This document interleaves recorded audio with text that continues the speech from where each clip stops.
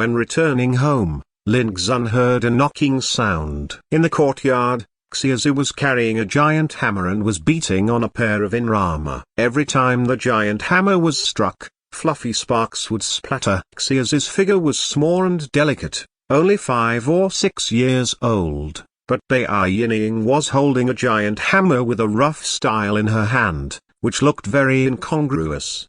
But in her hand, the giant hammer was as easy as an embroidery needle, and it kept beating down with a unique rhythm. That pair of inner armor Lin Xun recognized was made by himself using the scales of the one-horned scale lizard a few days ago. When he fought against Lian Roofing 4 days ago, this inner armor helped Lin Xun to defuse a blow from the back. But it was also because of this blow that this pair of inner armor was damaged. It's just that Lin Xun didn't expect that Xiaozi would take the initiative to repair his inner armor, which seemed too unexpected.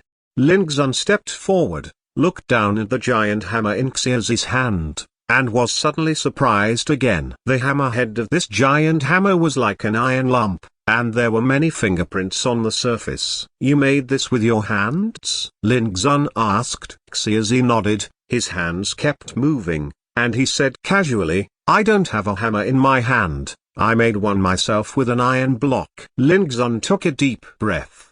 "This is fine iron." This little girl used the power of her fingers to squeeze out a giant hammer. He stared blankly at Xiaozi, thinking to himself, could it be that there is an ancient beast hidden in her delicate and beautiful body? Xiaozi dropped the giant hammer, picked up the inner armor and handed it to Lin Xun. "It has been repaired. You try it." Lin Xun looked at this pair of inner armor that had been tempered to a new look. He smiled and praised, "I didn't expect you to have such good craftsmanship." However, Xiaozi ignored him and walked into the house on his own. "I want to sleep for a while, Lin Xun. Remember to cook for me. I will be hungry when I wake up." Boom. After that, the door was closed. Lin Xun shrugged. He was used to the maverick of the summer solstice, completely different from other children. His eyes fell on the giant hammer, and he reached out and wanted to pick it up, but the giant hammer was so heavy that it didn't move at all.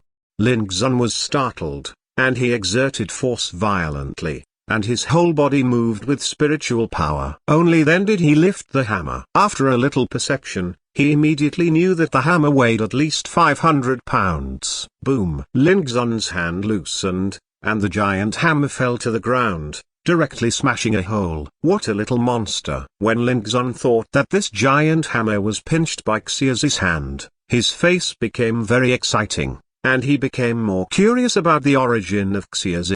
When she wakes up, she should ask carefully. Soon Lin Xun stopped thinking about it, got into the kitchen and cooked the food first, then sat down on the chair in the courtyard, flipped his hand, and there was an extra imperial copper coin in the palm of his hand, and he looked at it in front of him. This was the first time he had seen a real copper coin. It was about the size of a baby's palm, with a dark yellow body, and it was warm and delicate in his hand. As far as Lin Xun knows, the currency of the Zhao Empire is all powder ground from a special mineral Yunling stone, mixed with more than 10 kinds of materials such as gold, silver and copper. And the strict and unique techniques are refined, and the outside world cannot master this money-making technique at all. The currency of the Zhao Empire is divided into 3 categories: gold coins, silver coins, and copper coins, and the exchange ratio is also 1 to 100. Whether it is a copper coin, a silver coin, or a gold coin, the front and back sides are each engraved with patterns unique to the Zhao Empire. Like the copper coin in front of me, the pattern on the front consists of 3 parts. A cluster of purple obsidian flowers burning like flames represents the royal family of the Purple Obsidian Empire. A green deer with an extraordinary steed raised its head and stepped into the air, representing the first academy of the empire. A tilde King Lu Academio apostrophe. A holy sword that deliberately pierced the sky, representing the military headquarters of the Zhao Empire. In addition, on the edges of the 3 patterns, dense and gorgeous cloud pattern branches and leaves are engraved, representing the upper-level dignitaries, aristocratic families, clans and other forces who have made outstanding contributions to the Zhao Empire. On the reverse side of the copper coin, a landscape is engraved, surrounded by clouds and mist, magnificent waves and unpredictable meaning. Even Lin Xun didn't know what the landscape pattern on the back of the copper coin represented, but it was definitely meaningful, there was no doubt about that. Lin Xun blew on the copper coin in his hand, and made a unique pleasant sound. This is the A tilde Xiao Koi I know apostrophe. Whether he wants to survive in the Xiao Empire in the future, or for cultivation, he absolutely cannot do without the Xiao coin. Support. This time, from the storage ring left by Wu Henshui, Lin Xun unexpectedly gained a full 1,500 copper coins, which is equivalent to 15 silver coins. The imperial currency has a high gold content, like 3 copper coins. You can buy half a catty of lingu. Like the piece of fire copper that Lin Xun once showed to Xiao Tanren, it was only the size of a thumb, and it could be exchanged for 30 copper coins in the Kinyan tribe, which was equivalent to the value of 5 catties of lingu.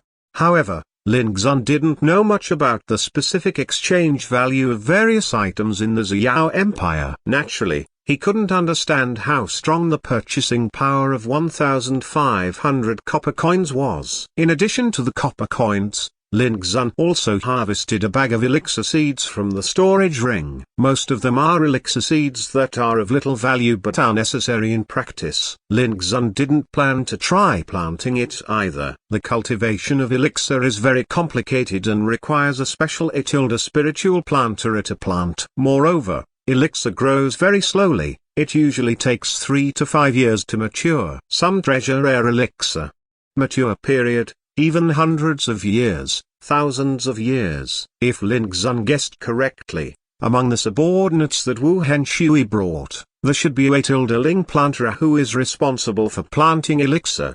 But all of this is meaningless to Lin Xun. He intends to find an opportunity to sell this bag of spirit medicine seeds and exchange them for money. What makes Lin Xun happy is that there are some mature elixir in the storage ring. All of them are valuable varieties, some for tempering the body, some for tempering the cultivation, and there are bottles of elixir needed for healing. These are all treasures. Then Wu Henshui has the cultivation of the 8th realm of true martial arts, so the items in his collection will naturally not be ordinary ones.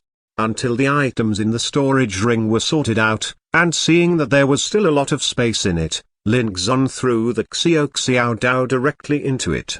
With this storage ring in the future, it will be easy to go to Kinyan tribe to sell goods, at least not to be robbed. Lin Xun carefully put away the ring and didn't carry it in his hand. Wu Henshui was the chief deacon of the Wu's pharmacy in the Kinyan tribe. There must be many people who would recognize this thing. As such, it would be too easy to be exposed in his hand. Although this pair of high-wind boots are quite different in quality, they are still a piece of spiritual equipment, but unfortunately they are too big, so it's better to sell them in the future. Lin Xun took out the pair of boots that were peeled off from lian roofing. After thinking about it, he finally decided to sell it and threw it into the storage ring. After doing all this, Lin Xun stretched his lazy waist for a long time, and finally felt a lot more relaxed in his heart. In the next time, the most urgent task is to cultivate. As for the excavation of Fire copper mine, it can be handed over to the village chief Xiao Tanren to preside over. Lin Xun did the math. More than 2 months had passed since the last time he passed the level, and in less than half a month, it was time to pass the second level of Kinyan Avenue in the secret realm of Tongshan realm. For this matter, Lin Xun never dared to ignore it. After all, when you pass the first level, you will get to A tilde Xiaoming divine art needed to temper your soul. What kind of benefits can you get after passing the second level? Lin Xun is looking forward to it. As the evening approached, Xiaozi woke up and sat at the stone table in the courtyard. After a while, Lin Xun brought the prepared meals. A few days ago, the Spirit Valley in the village had a bumper harvest, and they had not been sold yet. So Lin Xun also harvested bags of Spirit Valley from a group of villagers, plus the bodies of nearly 30 beasts. The flesh and blood, for a period of time, has not worried about the lack of food to eat at all. The only thing that worries Ling Xun is that as time goes by, the appetite of the summer solstice is getting bigger and bigger, and he has to eat an extra bowl of rice and a lot of animal meat almost every day. Her little belly was like a bottomless pit. According to the growth rate of her appetite, Ling Xun can't guarantee how long the food at home will last. Fortunately, there is no need to worry about it for now. After eating, Ling Xun said casually, "Xiaozi, where are your parents?" Xiaozi chewed a piece of fragrant animal meat and shook his head. Ling Xun continued to ask, "What about your home? Do you still remember?" Xiaozi thought for a while, then shook his head again. "As long as I can remember, I have lived with Uncle Xung in the mountains." Her expression was calm and serious, but hearing those words in Ling Xun's ears made him a little complicated. This little girl actually lived in the mountains since she was a child. "Who is Uncle Xung? You saw it that day." Ling Xun's heart moved, and he suddenly remembered the Dali barbarian bear he saw in the deep mountains and forest that day, and couldn't help but be surprised. "Is that the beast that was killed by the wizard brutal warrior?" Xiaozi frowned, raised his eyes to look at Ling Xun, and said seriously, "You can't say that about it." Ling Xun quickly apologized, "I don't mean to disrespect." In fact, there was a strange feeling in his heart. Xiaozi was actually brought up by a strong wild bear. No wonder the words he said were so complicated and obscure when he saw her for the first time. Wait. Wrong. The words spoken before the Xia solstice were not animal language. It was clearly a completely different language. "I don't know what a brute force warrior is, but one day I will kill him with my own hands to avenge Uncle Xun," Xiaozi said seriously. A pair of crescent eyes that were as clear as black gems were full of determination. Saying that, she buried her head in the meal again. When interrupted by her, Ling Xun also forgot to ask Xiaozi how she learned the language she used to speak, and remembered the scene of the spiritual Sea-Realm Powerhouse showdown that day. One was a blue-clothed jade robe, walking on a sword, obviously a strong man from the Ziyao Empire, and the other was called a witch brutal warrior, which should not be a strong man in the Ziyao Empire. Ling Xun still remembered that the wizard brute who really wanted to kill that day was not himself, but the summer solstice in front of him. Coupled with the complex and unfamiliar language spoken by Xiaozi, Ling Xun couldn't help but speculate, could it be that Xiaozi actually came from somewhere outside the Ziyao Empire?